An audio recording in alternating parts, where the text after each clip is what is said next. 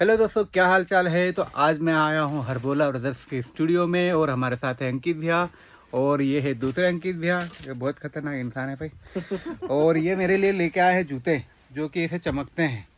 पर मेरी शिकायत इनसे ये है कि भैया इसमें रिमोट भी मिल जाता तो बहुत अच्छा रहता, क्योंकि अब इसमें क्या हाथ डाल के इसे बदलना पड़ता बार बार। तो मेरी ये इच्छा है जिनने भी ये जूते बनाए, यहाँ से भी भैया ने लिया, कि उनको मेरा ये मैसेज है कि इसमें रिमोट जरूर दीजिए। तो हमारे दर्शक जो देख रहे हैं, हाँ। उनके पास लेस बांधने के लिए भी रिमोट वाले जूते हैं। लेस तो हाथ से ही बांधेंगे ना।